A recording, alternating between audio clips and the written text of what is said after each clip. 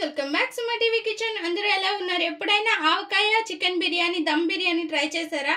అయితే చాలా టేస్టీగా ఇంట్లో ఎలా ప్రిపేర్ చేసుకోవాలో రెస్టారెంట్ స్టైల్లో సూపర్గా ఉండేలా అండ్ టేస్టీగా ఉండేలా ప్రిపేర్ చేసుకోవచ్చు ఇంట్లోనే. మనం ఫస్ట్ అయితే చికెన్ తీసుకోవాలి. నేను హాఫ్ కేజీ చికెన్ తీసుకున్నాను. దీన్ని బాగా క్లీన్ చేసేసి పక్కన ఉంచుకున్నాను.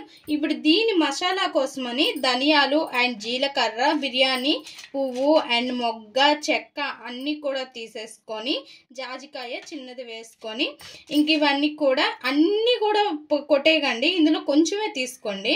ఇవన్నీ కూడా పౌడర్లో కొట్టేసుకోవాలి. నేను ఆల్రెడీ కొట్టుకున్నాను, దంచి పెట్టుకున్నాను. చూడండి, ఇలా దంచేసి ఉంచేసేయాలి. మనం ఎటువంటి ఫ్రై అనేది చేయకర్లేదు, పచ్చివే మనం దంచుకోవాలి.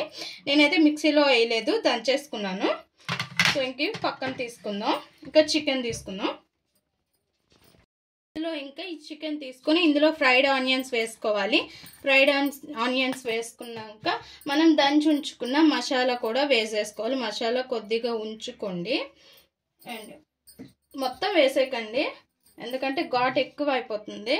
Red chilli powder, Kashmiri red chilli powder 2 table spoons, red chilli powder 1 table spoon వరకు వేసుకోండి. మీకు కారం తగ్గట్టు వేసుకోండి, నేను చెప్పే విధంగా కాకుండా. అండ్ తగినంత ఉప్పు, బ్లాక్ సాల్ట్ ఉన్న వాళ్ళు వేసుకోండి, లేని వాళ్ళు స్కిప్ చేసేసేయండి. అండ్ ఇంకా లాస్ట్ పెరుగు. ఇవన్నీ కూడా యాడ్ చేసేసుకొని మంచిగా మిక్స్ చేసుకొని చికెన్కి బాగా మ్యారినేట్ అయ్యేలా పట్టించుకొని పక్కన ఉంచుకోవాలి. ఇంకా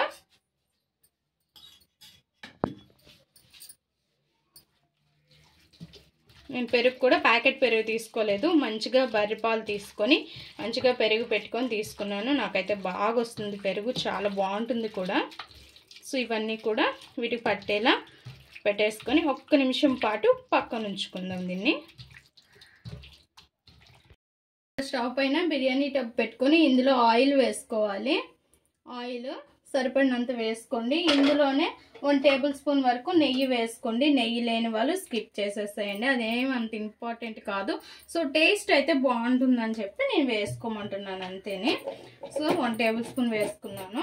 ఆయిల్ బాగా మరిగాక బిర్యానీ మసాలాలు వేసుకోవాలి. బిర్యానీ మసాలాలు అంటే ఏమీ కాదు, చెక్క, మొగ్గ అండ్ లవంగ, పుల్వ పువ్వు అన్నీ కూడా వేసుకోవడమేనే.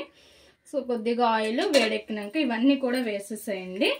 వేసేసి ఇందులోనే ఇంకా అల్లం వెల్లుల్లి పేస్ట్ వేసుకోండి. ఇందులోనైనా వేసుకోవచ్చు, లేదు అంటే ఇంకా ఇందులోనే అల్లం వెల్లుల్లి పేస్ట్ వేసుకొని, అల్లం వెల్లుల్లి పేస్ట్ కొద్దిగా ఫ్రై అయినాక మనం మ్యారినేట్ చేసుకున్న చికెన్ అనేది ఇందులో వేసేసుకోవడమని.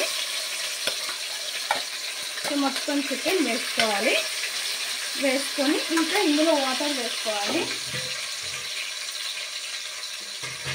కొద్దిగా వాటర్ అనేది ఇదే బౌల్లో వేసుకొని మసాలా అంతా కూడా ఇలా ఒక్కసారి తిప్పేసుకొని ఇందులోనే వేసుకోండి. వేసుకొని చికెన్ అంతా కూడా ఇందులో ఇంకా ఉడకనివ్వాలి. ఇంకా ఉడకనిద్దాం, ఓకేనా? మూత పెట్టేసుకొని ఇంకా ఇంకో సైడ్ మనం రైస్ ఉడకబెట్టుకోవాలి. బాస్మతి రైస్ తీసుకోండి. అండ్ దీనికైతే బాస్మతి రైసే బాగుంటుంది. ఇందులోనే చెక్క, మొగ్గ అండ్ పుల్వ పువ్వు అన్నీ కూడా వేసేసి, ఇలాచి అన్నీ కూడా వేసేసి ఇంక వాటర్లో కొద్దిగా ఆయిల్ వేసుకోవాలి. ఆయిల్ కొద్దిగా బాయిల్ అయినాక మనం ఒక పావు గంట ముందు అనేది మనం బాస్మతి రైస్ నానబెట్టి ఉంచుకోవాలి. నేను రెడీగా నానబెట్టి ఉంచుకున్నాను. ఆ రైస్ అనేది ఇందులో వేసేసుకోవాలి. ఆ వాటర్ వడగట్టేసి చికెన్ వాటర్ అంతా ఇంకిపోయి దగ్గర పడుతునేటప్పుడు ఒక 2 పచ్చిమిర్చి అండ్ ఆవకాయ వేసుకోవాలి. ఆవకాయ ముక్కలతో పాటే వేసేసుకోండి, తగినంత వేసుకోండి.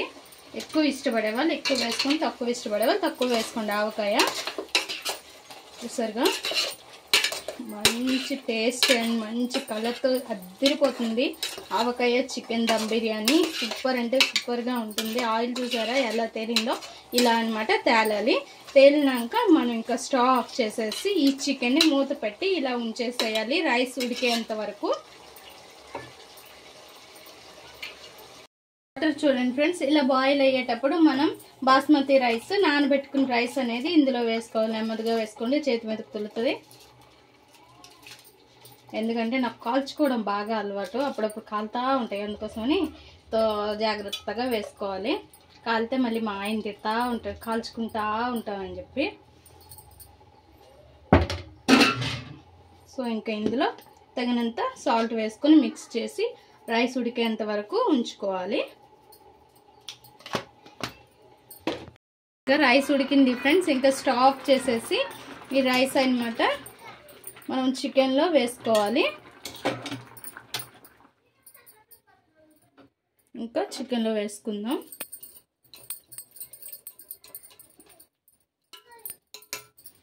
ఆవకాయ ఫ్లేవర్ ఎక్సలెంట్గా ఉంటుంది, కంపల్సరీగా ట్రై చేయండి. అండ్ ఓన్లీ ఆవకాయ బిర్యానీ కూడా ట్రై చేసి మీకు చూపిస్తాను. ఇలా చేసుకోవాలి ఏ విధంగా అండ్ ఎంత సింపుల్గా చేసుకోవాలి. ఎక్కువ శాతం నేను సింపుల్గా చేయడానికే ట్రై చేస్తాను, ఎందుకంటే హెవీ ప్రాసెస్ అయితే ఇంట్లోనే చేసుకోలేరు. సో అంటే మేము చేయగలము, వీడియో కోసం మనం చేసినా సరే ఇంట్లో చేసుకోవడానికి ఎవరు చేస్తారులే అన్నట్టు ఉంటుంది కదా.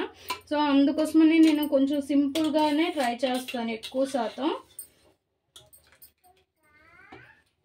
ఇంకా రైస్ మొత్తం కూడా చికెన్లో వేసుకున్నాక ఫుడ్ కలర్ యాడ్ చేసుకోండి. ఆరెంజ్ ఫుడ్ కలర్ యాడ్ చేసుకునే వాళ్ళు యాడ్ చేసుకోండి, లేని వాళ్ళు లేదు. అండ్ ఒరిజినల్గా నార్మల్గా చేసుకుంటాం అనే వాళ్ళు యాడ్ చేసుకో అవసరం లేదు. సో చేసుకుంటే కలర్ఫుల్గా అండ్ బాగుంటుంది బిర్యానీ. అంటే ఎప్పుడు తినాం కదా, ఎప్పుడో కదా, యాడ్ చేసుకున్నా ఏం కాదు. ఎక్కువగా ఫుడ్ కలర్స్ వాడేవి తింటేనే కొంచెం ప్రాబ్లం అనమాట హెల్త్కి. అండ్ ఫ్రైడ్ ఆనియన్స్, కొత్తిమీర పైన వేసుకొని మూత పెట్టేసుకోవడం. సైడ్స్ మనం మైదా అయినా పెట్టేసుకోవచ్చు ఈ సైడ్స్, అండ్ క్లాత్ అయినా పెట్టేసి మూత పెట్టేసి కొద్దిసేపు అంటే ఒక 3 minutes పాటు 3 or 4 minutes పాటు ఇలానే విడిచిపెట్టేస్తే మనకి దమ్ బిర్యానీ రెడీ అయిపోతుంది. చూసారుగా ఫ్రెండ్స్, ఈ సైడ్స్ అనేది మైదా అయినా క్లాత్ అయినా ఇలా పెట్టేసుకొని దీనిపైన బరువు ఏదైనా పెట్టుకోండి, ఆవిరి బయటికి రాకుండా ఉంటుంది. నేనైతే 3 or 4 minutes అన్నాను కదా ఫ్రెండ్స్, అండ్ 6 minutes అయితే పట్టింది. అంటే కొంచెం టైం అటు ఇటు అవుతూ ఉంటుంది అనమాట. సో వాటర్ తక్కువగా ఉంటే ఒక టైము, ఎక్కువగా ఉంటే ఒక టైం లాగా పడుతూ ఉంటుంది. ఇంకా రెడీ అయింది కదా,